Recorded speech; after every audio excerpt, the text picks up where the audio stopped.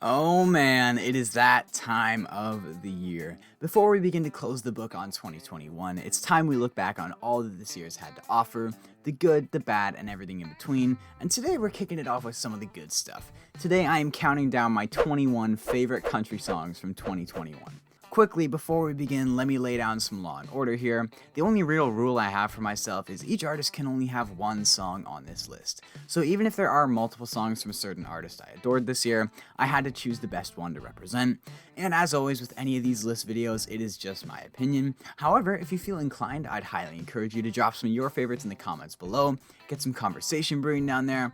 And yeah, I'm not going to waste any more of your time. Links to all my socials are in the description below.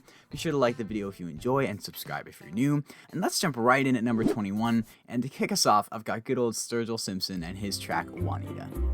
I'm caught up in fever. Sturgill officially closed out his solo discography this year with his incredible bluegrass record, The Ballad of Dude and Juanita, and the one that seemed to stick the most for me was the somewhat title track, Juanita, a super waltzy bluegrass love ballad to the co-main character in Sturgill's album. It's just such an easy listen, Sturgill's vocals are a real standard on the track, it's just solid. Unfortunately though, as for all of these lengthy list videos, we've got to keep it moving at a rapid pace, otherwise we'll be here forever. So coming in at number 20, I've got Senorita Sky by the Chad Cook.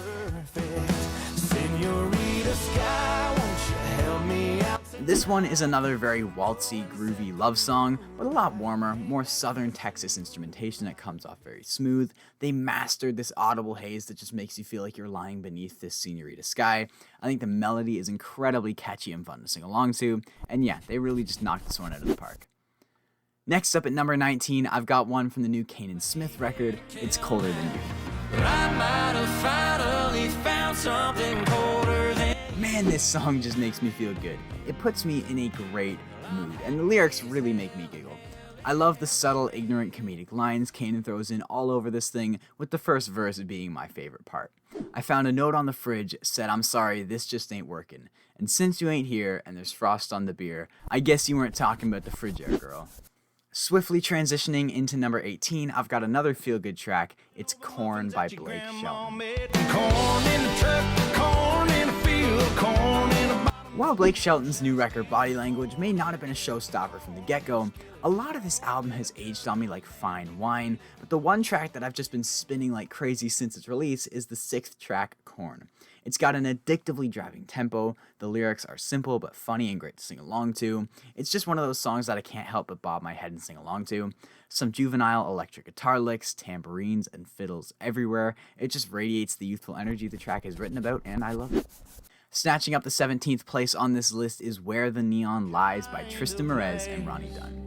Where the neon lies. You want to talk about solid debut albums, you've got to talk about Tristan Merez and his self-titled debut he dropped earlier this year. More specifically, his collaboration with Ronnie Dunn. There were a few tracks from this album I really wanted to highlight, like Texas Swing, Day Drinkin', Two Beers on the Bar, but at the end of the day, even if the pen game isn't up to the high standard of some of the aforementioned tracks, I just can't resist the strength of Where the Neon Lies. Ronnie and Tristan play off of each other so well, and the production is just so solid. It's this heavy but digestible slice of Texas country, and you should 100% check it out if you haven't already. Coming in for that sweet 16th spot, I've got an even sweeter track from one of the buzziest new artists to enter the limelight this year. It's Ernest and his song American Rust. That backstop on the old ball fields made from grade A. This song is just medication to the soul. It's hometown pride and rural nostalgia in the best way possible. The rustic fiddles on the dusty train track drums are all just glued together by Ernest's crystal clear voice. At this point, I don't know how you couldn't be, but if you're unfamiliar with Ernest, go do yourself a favor. He's set to drop what's anticipated to be his breakout hit, Flower Shops with Morgan Wallen. Easily one of my favorite tracks this year from a writing standpoint. It's just he's taken so darn long to put it out. It easily could have been on this list, but I guess it'll have to wait for next year. Well, we've made it to the 15th track, and taking this spot is one y'all have tried to bury all year long, but I'm bringing it out of the grave with passion. It is Briefcase by Walker Hayes. I had it when Dad picked up his briefcase, 'cause that meant. Obviously, I'm sure you all know, but your boy had the honor of co-hosting the CMS Awards alongside Grady and Cyrus. The whole process was a joy to be a part of. However, one thing that left me a little sour was how overwhelmingly Walker Hayes won Worst Album of the Year. for his EP Country Stuff. And I know what y'all did. You saw Fancy Like and went, yep, worst album of the year. And while I can't defend the first half at all, if you give the back half a chance, it's really strong. I Hope You Miss Me is a great example of what good pop country sounds like. What If We Did featuring Carly Pearce is another fun, hazy pop country track, but then comes the closer, Briefcase, co-written by Lori McKenna, and that should be enough for you to know how good it is. It's a super beautiful ballad about the struggles of balancing work and home life, and how now as a father, Walker is sympathizing with the decisions his dad had to make when he was younger that he couldn't understand at the time. Especially with Walker really leaning on his image as a father, I don't think he could have cut a better track. Yes, I'm on here defending the frick out of Walker Hayes. Deal with it, and listen to Briefcase before you troll me in the comments.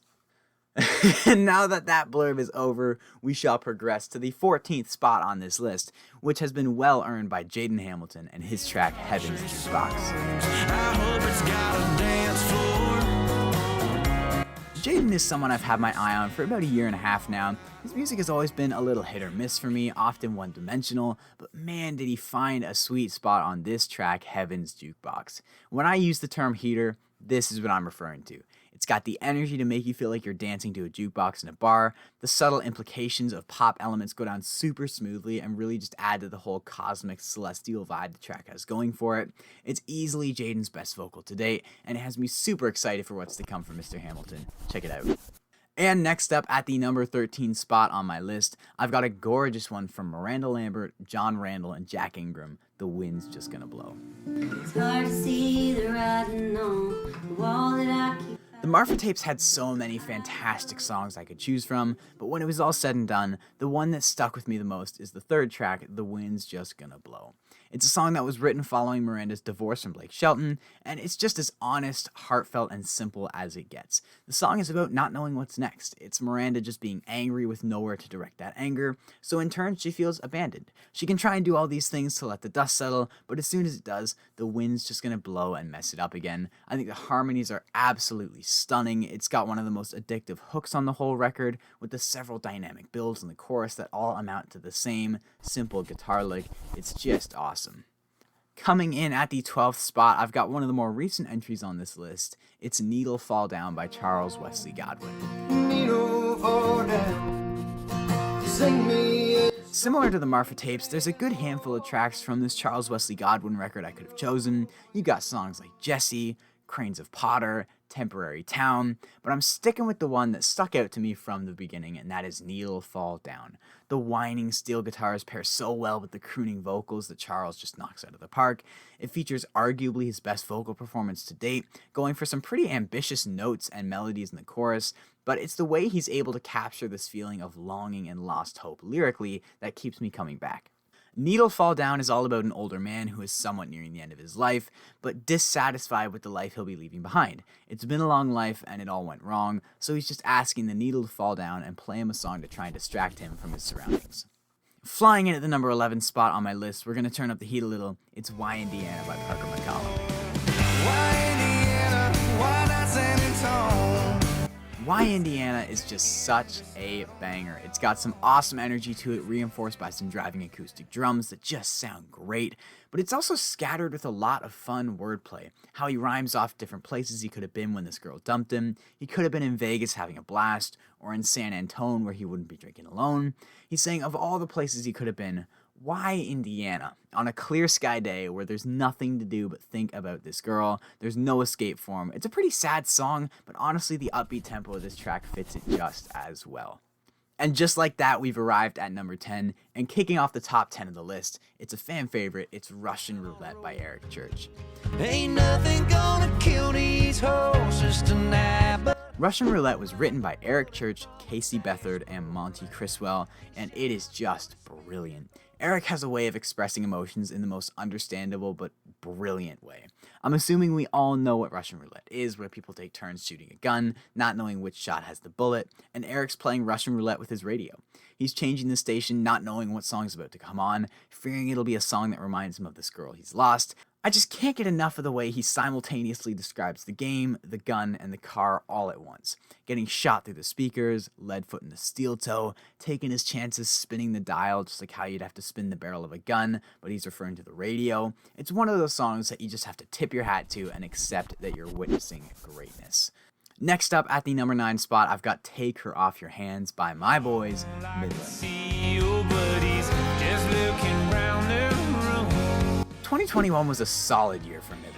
They dropped their little vault project to Sonic Ranch in March and then followed it up in July with the Last Resort EP, which is not only an incredibly cohesive and high quality EP, but it's also home to my 9th favorite country song of the year, Take Her Off Your Hands. It's flirty, it's woozy, it's smooth, it's seductive, it's everything Midland has built their image on, executed at an incredibly high standard. The production is entangling. The arrangement of the guitars keeps it flowing so smoothly, and Mark's voice slices through the instrumental like a hot knife through butter, and just the recording quality, just everything about this song is so pristine. It's remarkably strong on all fronts, and very well deserving of this number 9 spot. Coming in at the 8th spot, it's time for the Wallen entry. I've got Neon Eyes. There were so many solid tracks from Dangerous, it was hard to choose just one, but at the end of the day, I could not go against Neon Eyes. I think it's one of, if not the most underrated song on Dangerous. There's just something eerily captivating about the way he paints this honky-tonk lifestyle as a curse, almost like it possesses you, and the song is Morgan telling this girl to stay away from him because he'd hate to see this innocent, unknowing girl fall under the spell of these neon eyes. I also love how as the song goes on and the girl refuses to listen to Morgan, there's subtle details of her eyes slowly changing color. Right at the beginning, they start out blue like an East Tennessee June sky and saying how there's a whole life up until this point hiding behind those eyes. I also think it's a great piece of imagery since people say the eyes are the gateway to the soul. In the second verse, her eyes begin to glow like the cigarette they just sparked, and Morgan predicts they're gonna go dark soon. The bridge is Morgan's final attempt at warning this girl before it's too late and is inferred she falls under this spell.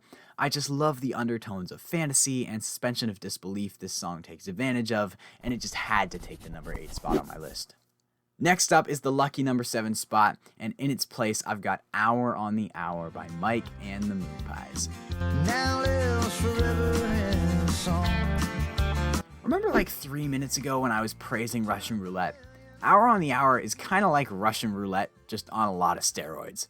And it went under my radar for so long. I was listening to the song a lot because I love the way the steel just floats and the wavy rhythm keeps everything moving. But one day the lyrics just hit me and I realized how good this song actually is. Where Russian Roulette is featuring a variety of songs that can haunt Eric, Hour on the Hour is about a specific song about a specific breakup. It's another hit about a heartache, and the whole first verse is about the creation of the song that the song is about, if that makes sense. The second verse is the character trying to avoid the song. He's scared to death to touch the dial for fear of bringing back a memory, because the way the radio cycle is, every hour on the hour that song plays on his radio. The vocals are stunning, the production is dreamy and elegant, and it's just a darn good country song. We're really getting down there now. We're closing in on the elites of 2021, and at the number 6 spot, I've got You Heard by Thomas Rhett.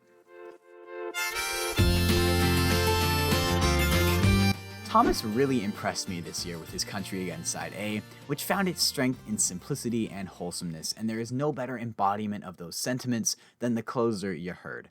It's a super simple journey through Thomas's life and all the things he's prayed for, whether it be his wife, his career, or his kids, and even though back in the day he was doubtful his prayers were ever going anywhere, he's reached a point in his life where he can look back and see that God heard his prayers and ended up answering them in better ways than he could have ever imagined.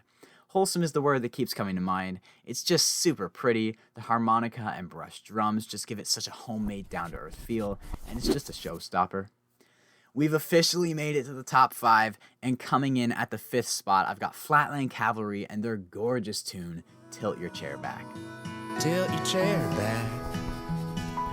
Look up at the tree. This is a real dark horse on my list. I never would have thought it would make it this high, but it's just too beautiful. This Flatland Cavalry record was very accepting and passive, which was often its downfall, but man did they strike gold on this one. The song just feels like credits rolling, curtains drawing. It's a weird comparison, but in an interview with Silk Sonic, Ebro Darden, who was conducting the interview, described the music as necessary to the human soul, and that's exactly how I feel about Tilt Your Chair Back. It is crucial music that the soul yearns for. It's a level of beauty and sonic relief that few songs will ever achieve. At least this year alone, the only songs that can compete with Tilt Your Chair Back from an indescribable beauty standpoint is 24 and Put on a Smile. It's just necessary, crucial music. Oh boy, do I have a heater for y'all at the number 4 spot. It's Loving and Hating You by Warren Zevers. I'm stuck in between holding you tight. I described the song Tilt Your Chair Back as a dark horse, but if you want to talk about an overall dark horse in 2021, look no further than Warren Zevers, who silently amassed over 1.5 million followers on TikTok, singing in echoey locations, and since has built that into a following of 1.7 million monthly listeners on Spotify alone.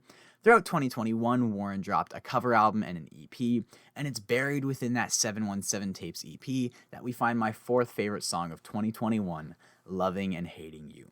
Warren has a phenomenal voice, and it brings a lot of conviction, and while I think he's running the risk of becoming a bit of a one-trick pony, man did his stars align on this one.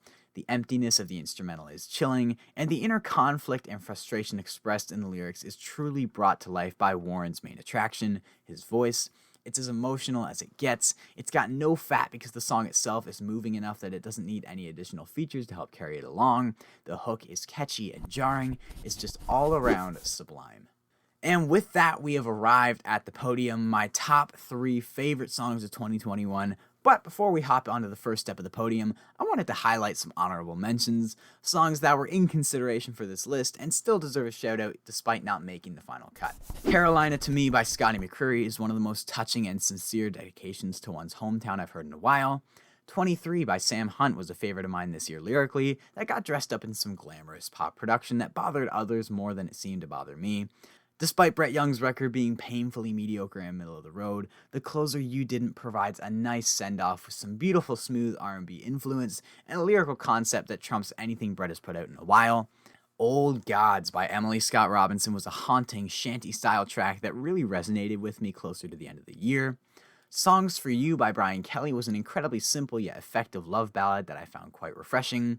Songs You Never Heard by Luke Bryan is one of the more clever tracks built around other song titles that I've ever heard. It's heartbreaking, it's emotionally taxing, and it's beautiful. More Than Me by Justin Moore was a moving letter from father to son. Dance With Me by Nico Moon was my guilty pleasure this year for sure. Despite the album being objectively horrendous from front to back, I do think he landed a genuinely good cut on this one here. And lastly, despite the sentiment and attitude of Alan Jackson's latest record slightly rubbing me the wrong way, Way Down in My Whiskey is a phenomenal through and through sad country song that ticks every box in stylish, impressive fashion.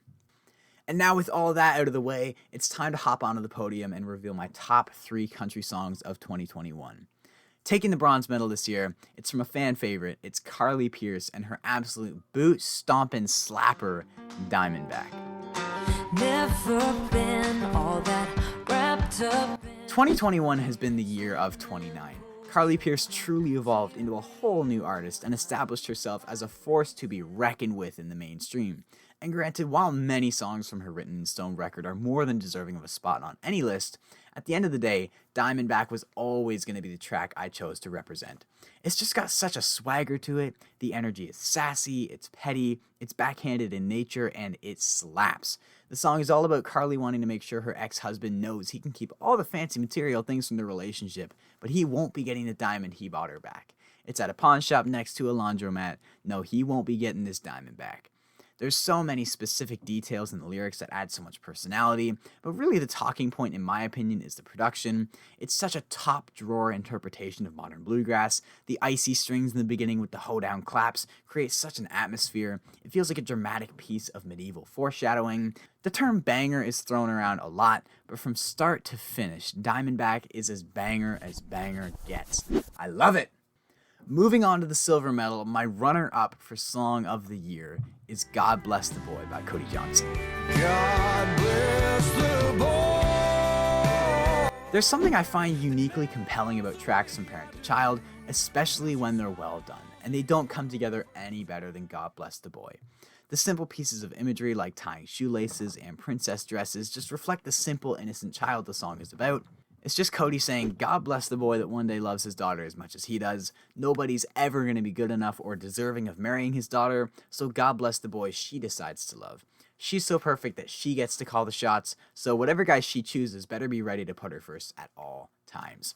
I don't have a super long analysis on this one simply because it's just one of those songs that stops you in your tracks when you hear it. The production is crisp and sparkling. It's impeccably structured. Cody's vocal performance is like caramel sauce on $1 million cake. It's just that gosh darn good. And with that, we've arrived at the gold medal, the number one spot on my list, my favorite country song of 2021. A few of you may have already guessed it. It's a record I've spun far too many times this year. A song from an album that has recently been getting the recognition it gosh darn deserves.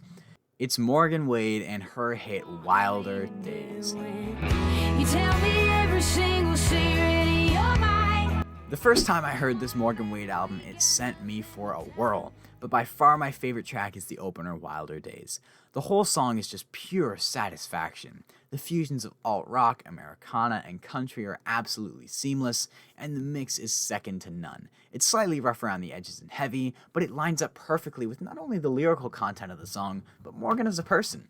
The song is all about Morgan getting to know this guy, and how she's picked up on little hints about his past he's been subconsciously leaving behind in conversation, which sends Morgan down this rabbit hole of trying to imagine what this guy was like back in the day, and wishing she had known him during his wilder days. There's one specific line in the first verse that I can never get enough of. It's when she says, "You're scared I'm too right for you." I just find it such a subtly revealing line. This guy has tried so hard to bury his past and has spent so long trying to reestablish himself as a composed, professional individual, but Morgan, who is more of a reckless, carefree, passionate lover, senses deep down he's still that wild one at heart, and she's implying he's scared she'll bring out what he's truly made of, as if she'll reignite that flame he pretends is no longer there.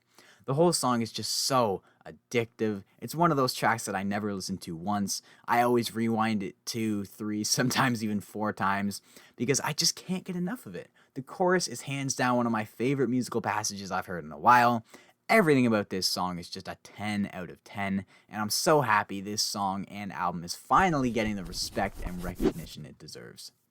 Oh, and with that, we have finally reached the end of my list. Those were my top 21 favorite country songs of 2021. Be sure to comment your favorite songs from this year down below. If you enjoyed this video, I'd really appreciate it if you dropped a like. It really does help the channel in the long run. And if you're new, now is the time to hop on board and subscribe. I've got lots more year-end content coming your way soon. There's no better time to join the team than now. I'd love for you to stick around and get involved.